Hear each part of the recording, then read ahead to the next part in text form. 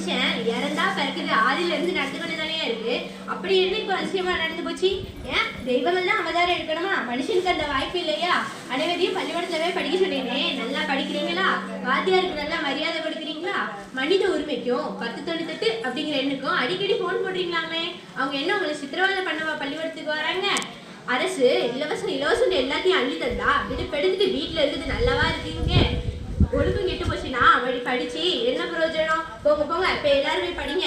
அட யாருப்பா நீ? ஆள் நிக்கிறது கூட தெரியாம ஏன் மேல வந்து விழுற? அடடா, காலையிலே குடிச்சிருக்கியா? யாராட்டிங்க சாராயம் காய்ச்சுறாங்களா என்ன? என்னது சாராயங்களே இருக்கா? இதெல்லாம் விற்க யார் அனுமதிச்சா? அரசு என்ன பண்ணிட்டு இருக்கு? என்னது அரசு தான் விற்கா?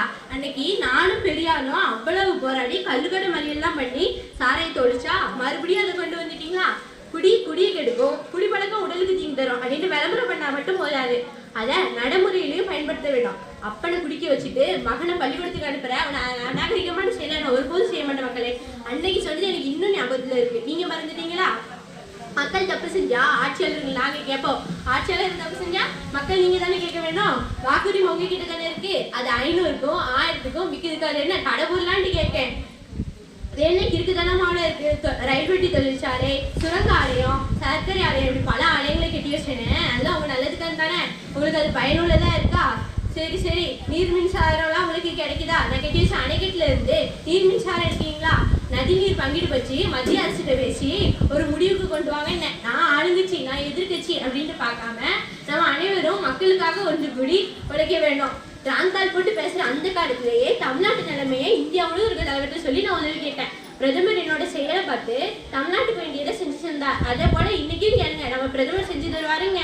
காலத்துக்கும் நம்ம பேர் சொல்ற மாதிரி நம்ம ஏதாவது செய்ய வேண்டும்.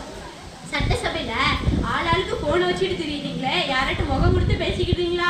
இது என்ன அநாகரிகமான செயல்? மக்கள் தொகை பெருகி போச்சு, நான் இல்லைன்னு சொல்லலை. அதுக்கு காடுகளை அழிப்பதும் வனவிலங்குகளை கொள்வதும் நல்லவாயா இருக்கு. அரசு பள்ளியில வேலை பார்க்குற ஆசிரியர்கள் தனது குழந்தைகளை அந்த பள்ளியிலே படிக்க வைங்க. அப்போதானே பொதுஜனங்களும் தேடி வருவாங்க.